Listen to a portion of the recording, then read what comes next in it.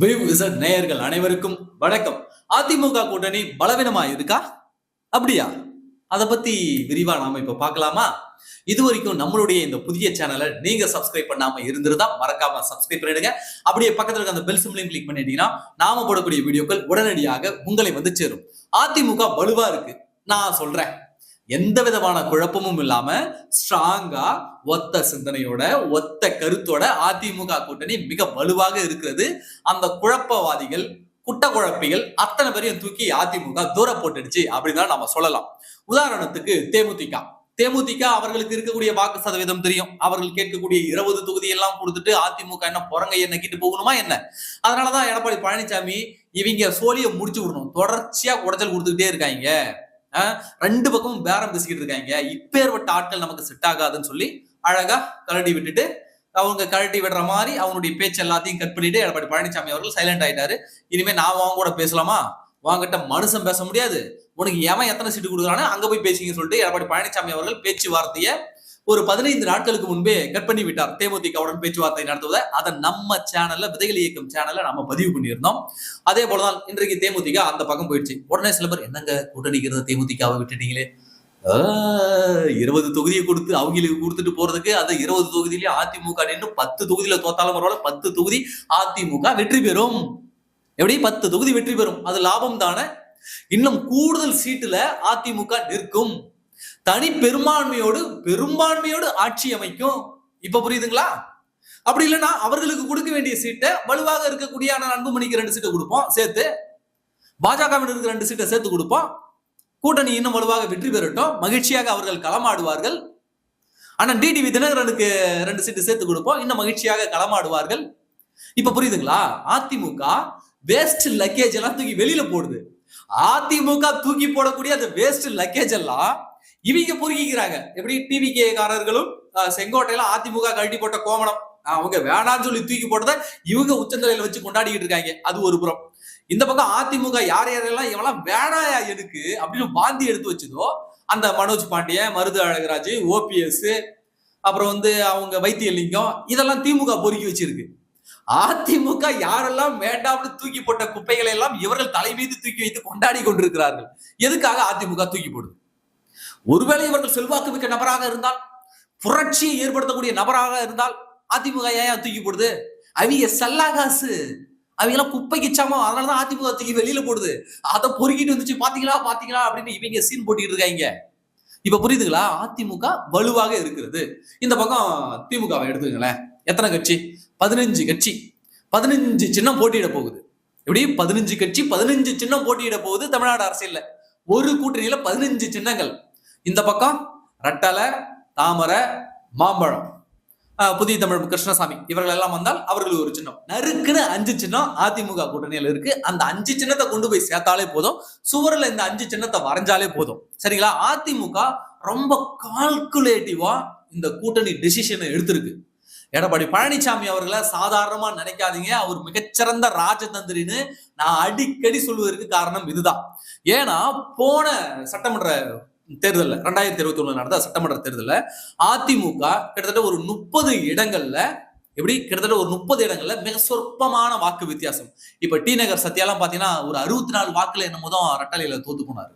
அந்த மாதிரி கிட்டத்தட்ட ஒரு 30 இடங்கள்ல அதிமுக தன்னுடைய வெற்றி வாய்ப்பை மிக சொற்பமான, ஏன்னா 10 வருட ஆன்டி இன்கம்சி இருக்குது, கட்சி பல்வேறு இடங்கள்ல பிரிஞ்சு கிடக்குது. இப்படி இருக்கும்போது 30 இடங்கள், 65 இடங்கள்ல ஜெயிச்சாங்க. 30 இடங்கள்ல வெறும் 2000 வாக்குக்குள்ளேயே தோத்துருக்குது அதிமுக. அப்ப அது எந்தெந்த இடங்கள் அப்படின்னு பார்க்கிறாங்க. அது எந்தெந்த இடங்கள்னு பார்க்கும்போது தென் தமிழகமாக இருக்கிறது. அப்ப தென் தமிழகத்துல யாரால் அந்த வாக்குகள் பிரிக்கப்பட்டதுன்னு பாத்தீங்கன்னாக்க, அண்ணன் டிடிவி தினகரன், ஓபிஎஸ், சசிகலா அவர்கள், இவர்கள் மூவரால அந்த வாக்குகள் அங்கு பிரிக்கப்பட்டது. ஒருவேளை அந்த வாக்குகள் இருந்திருந்தால் அதிமுக மீண்டும் 3வது முறையாக ஆட்சி அமைந்திருக்கும். மிகப்பெரிய சாதனை எடப்பாடி பழனிசாமி அவர்கள் செய்திருப்பார். மிகப்பெரிய சாதனையை செய்திருப்பார். அதிமுகவினுடைய வரலாற்றிலேயே 3 முறை தொடர்ச்சியாக ஆட்சி அமைத்த இயக்கம் அப்படின்ற ஒரு பெருமையை சேர்த்திருப்பார். ஆனா அந்த பிரிவுகள் அப்பொழுது இருந்தது. அந்த பிரிவுகள்லாம் இருந்தால் தானே ஒரு இரும்பு மனிதரை, ஒரு கட்சியினுடைய இரும்பு கோட்டை போன்ற ஒரு கட்சிக்கு கொண்டு வந்து தலைவராக நியமிக்க முடியும். அதெல்லாம் இருக்கும் தான். அப்போ அந்த இடத்துல அந்த 3 பேர் இருக்காங்கல்ல, சசிகலா தேர்தலில் போட்டியிட முடியாது. என்னவென்றால் சிறை தண்டனை பெற்றவர். ஓபிஎஸ் முழுக்க துரோகி ஆகிட்டாரு. அந்த ஓபிஎஸ் சேர்த்துக்கவும் முடியாது, அப்படியே தனிமரமா விட்டுடவும் முடியாது. நிறைய பேர் நம்ம நண்பர்லாம் கேட்டாங்க, ஐயோ ஓபிஎஸும் அங்க போறாரு, ஓபிஎஸும் அங்க போறாரு, முக்குளத்து சமூக மக்களுடைய வாக்குகள் என்ன ஆகும் அப்படின்ற மாதிரி கேட்டாங்க. முக்குளத்து சமூக வாக்குகள் தெளிவடைந்து விட்டார்கள், அவர்கள் தெளிவாகி விட்டார்கள். அதிமுகவினுடைய மகிமை அந்த சமூக மக்கள் புரிந்து கொண்டு விட்டார்கள். அப்ப அந்த வாக்குகளை சரி கட்டுவதற்கு அண்ணன் டிடிவி தினகரன் இருக்கிறார், அவரை கொண்டு வந்து வச்சிட்டாங்க. பாஜகவுல அண்ணன் நயினார் நாகேந்திரன் அவர்கள் இருக்கிறார், அவரை தூக்கி கொண்டு எடப்பாடி பழனிசாமி வச்சிட்டாரு. இப்ப ஓபிஎஸ் ஆல வாக்கு வங்கி பிரியுமா அப்படின்னு பாத்தீங்கன்னாக்க அம்மன் ஜல்லிக்கு பிரயோஜனம் இல்ல. ஓபிஎஸ் வாக்கு வங்கி எது? அதிமுக வாக்கு வங்கி. ஓபிஎஸ் பின்னாடி போனவங்களா எதுக்காக போனாங்க? இவர் அதிமுகவுல மீண்டும் போய் இணைஞ்சிருவாரு, அதிமுகவை ஒன்றாக்கி விடுவார் அப்படின்னு சொல்லிதான் ஓபிஎஸ் பின்னாடி போய் சொன்னாங்க. திமுகவுல போய் ஒன்றாக்கி விடுவார் என்பதற்காக ஓபிஎஸ் பின்னாடி அவருடைய ஆதரவாளர்கள் போகல.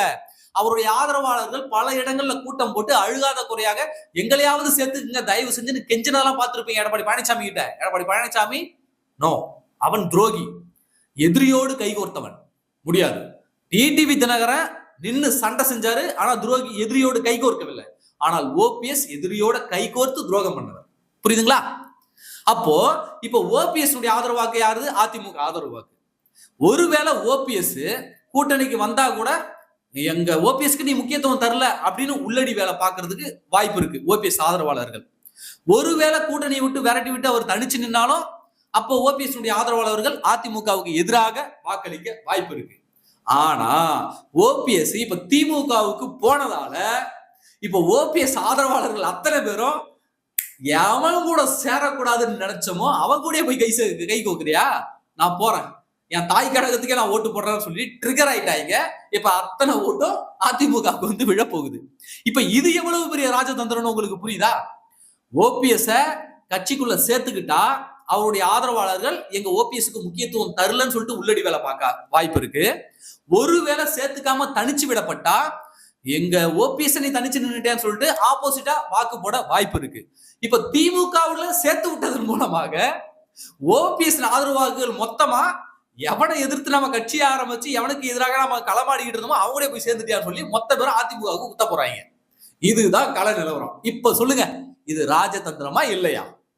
இப்போ முக்குளத்து சமூக வாக்குகளை ஈடுகட்டுவதற்கு அங்க அண்ணன் டிடிவி தினகரன் இருக்கிறார், பாஜக சார்பில் நயினார் நாகேந்திரன் அவர்கள் இருக்கிறாங்க, அப்ப தேவேந்திரகுல சமூகத்திலிருந்து ஜான் பாண்டியன் அவர்கள், அப்புறம் கிருஷ்ணசாமி அவர்களுடன் பேசிக் கொண்டிருக்கிறார்கள். ஒருவேளை வந்தால் பலம், இல்லை என்றாலும் பரவாயில்ல, தேர்தல் காலத்தை சந்திப்போம், நண்பர்களாக தேர்தல் காலத்தை சந்திப்பார்கள்.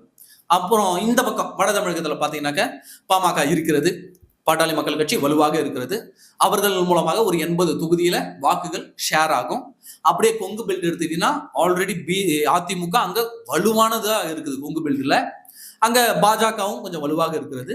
இயல்பாக இந்த வாக்குகளும் அங்க கவர் ஆயிடும்.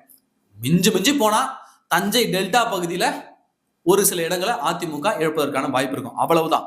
ஆக மொத்தம் கொச்ச 10 பேர் 15 பேர்னு சேர்த்துக்கிட்டு அவங்க கிட்ட மாறிச்சுக்கிட்டு இல்லாம நறுக்குன்னு 4 பேரோட கூட்டணி வச்சு, எப்படி நறுக்குன்னு 4 பேரோட கூட்டணி வச்சு அழகா ஸ்ட்ராட்டஜிகளா அடிச்சு தூக்கிட்டு அதிமுக போய்கிட்டே இருக்க போகுது, அவ்வளவுதான். இப்ப பாருங்க, 4 பேரும் இப்ப அதிமுக கூட்டணியில கூட இந்த 4 பேருக்குள்ள ஏதாவது பிரச்சனை இருக்கா? 4 பேர் ஏதாவது மாத்தி பேசுறாங்களா? எங்களுக்கு அத்தனை சீட்டு கூடி இத்தனை சீட்டு கூடி ஏதாவது ஒரு சின்ன சத்தம் வருதா? கட்டுக்கோப்பாக இருக்கிறது என்டிஏ அலையன்ஸ், அதிமுக தலைமையிலான என்டிஏ அலையன்ஸ். இந்த பக்கம் 16 கட்சியை சேர்த்து வச்சுட்டு மாறு அடிச்சுக்கிட்டு இருக்காங்க. தினந்தோறும் அளப்பறைய பஞ்சாயத்தை கூட்டிட்டு இருக்காங்க. இந்த 16 கட்சியை கூட்டிட்டு இந்தியா அலையன்ஸ், திமுக தலைமையிலான இந்தியா அலையன்ஸ். இதுதான் இவங்க லட்சணம். எதுக்கு இந்த தலைவலி?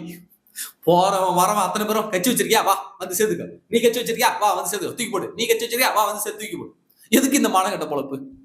அப்போ இத்தனை கட்சிகளோட சேர்ந்து கொண்டு எதிர்க்கிறாங்கன்னா பயம் வந்துருச்சு, தோத்துருவோமோன்னு பயத்தை உச்சி பிடிச்சி ஆட்டிக்கிட்டு இருக்கு. மக்கள் முடிவு எடுத்துட்டாங்க, இவனுங்களை இனிமே தமிழ்நாட்டை ஆள விட்டா தமிழ்நாடு நாசமாயிடும். மக்கள் முடிவு எடுத்துட்டாங்க, மக்கள் தெளிவாயிட்டாங்க. அதனால என்ன பண்றாங்கன்னா அழகா நேக்கா அவங்களுக்கு ஓட்ட போட போறதுல அப்படியே மாத்தி தான் குத்த போறாங்க. திமுக இதுல ஒரு நரேட்டிவ் செட் பண்ணுது. பாசிச கும்பலோடு அதிமுக வருகிறது. மீண்டும் சொல்கிறோம் தமிழக மக்களே, திமுகவை விரட்டும் தேர்தல் இது. பிரதமர் மோடி அவர்கள் வேண்டுமா வேண்டாமா என்ற தேர்தல் கிடையாது. மு.க. ஸ்டாலின் வேண்டுமா அல்லது ஒரு விவசாயியினுடைய மகன் எடப்பாடி பழனிசாமி வேண்டுமா என்ற தேர்தல் இது. இது மாநில தேர்தல். தமிழ்நாடு மக்கள் மாநில தேர்தலையும் தேசிய அளவிலான தேர்தலையும் பாராளுமன்ற தேர்தலையும் சட்டமன்ற தேர்தலையும் பிரிச்சு பாக்குற ஆட்கள். ஸ்டாலின் வேணுமா எடப்பாடி வேணுமா அவ்வளவுதான். ஆனா திமுக ஒரு நெரேட்டிவ் செட் பண்ணுது, பாஜகவா திமுகவா அப்படின்னு அவங்க ஒரு நெரேட்டிவ் செட் பண்றாங்க. மக்கள் மத்தியில் அது எடுபடாது. மக்கள் முடிவு பண்ணிட்டாங்க திமுகவை வீட்டுக்கு அனுப்பணும்னு. இவனுக்கு அராஜக ஆட்சியை பார்த்து பார்த்து இங்க இருக்கிறவங்களெல்லாம் அப்படி புளிச்சு போச்சு. நடிகை ரேவதி கூட ஒரு 3 தினங்களுக்கு முன்பு ஒரு பிரஸ் மீட் கொடுத்திருந்தாங்க. நான் சென்ட் தாமஸ் மவுண்ட்ல இருந்து வீட்டுக்கு நான்லாம் ஒரு 10 வருஷத்துக்கு முன்னாடி நான் மட்டும் தனியா போவேங்க. நான் தனியா சுதந்திரமா போவேங்க. என்னால ரோட்ல நடமாட முடியுங்க. இப்ப ஒரு 10 வயசு பெண் பிள்ளைய அந்த ரோட்ல நடக்க முடியலைங்க. அவ்வளவு பயமா இருக்குது. பெண் குழந்தையை வெளியே அனுப்பவே எங்களுக்கு பயமா இருக்குது அப்படின்னு நடிகர் ரேவதி 3 நாட்களுக்கு முன்னாடி பத்திரிகையாளர் சந்திப்புல சொல்லியிருக்காங்க. அந்த அளவிற்கு இருக்கிறது சட்ட ஒழுங்கு லட்சணம், பெண்கள் பாதுகாப்பு, ஊழல், அராஜகம். மக்கள் முடிவு பண்ணிட்டாங்க தூக்கி வெளியில போடுன்னு. மக்கள் முடிவு பண்ணதுக்கு பிறகு நீ 30 கட்சியை தூக்கிட்டு வந்து கூட்டணி நின்னாலும் நீ குப்பைக்கு தான் போவ. அதிமுக தன்னை நம்புகிறது, தான் செய்த நலத்திட்டங்களை நம்புகிறது, தான் செய்ய போகக்கூடிய நலத்திட்டங்களை நம்புகிறது. தேர்தல் வாக்குறுதியை மு.க. ஸ்டாலின் மாதிரி கொடுத்த வாக்குறுதியை நிறைவேற்றாத ஆள் கிடையாது எடப்பாடி பழனிசாமி. நிறைவேற்ற முடியாத வாக்குறுதியையும் கொடுக்க மாட்டார். தன்னால முடியும்னாக்கா அந்த வாக்குறுதியை கொடுப்பாரு, முடியாதுன்னா அந்த வாக்குறுதியை கொடுக்க மாட்டாரு. கொடுத்த வாக்குறுதியை எடப்பாடி பழனிசாமி அவர்கள் நிறைவேற்றுவார். அவ்வளவுதான். ஓட்டு அதிமுகவுக்கு தான். ரொம்ப அழகான எளிமையான கூட்டணி, குழப்பமில்லாத கூட்டணி, திமுகவை வீழ்த்த வேண்டும் என்ற ஒற்றை சிந்தனையோடு கூடியிருக்கக்கூடிய கூட்டணி அதிமுக கூட்டணி வெற்றி பெறும். நன்றி.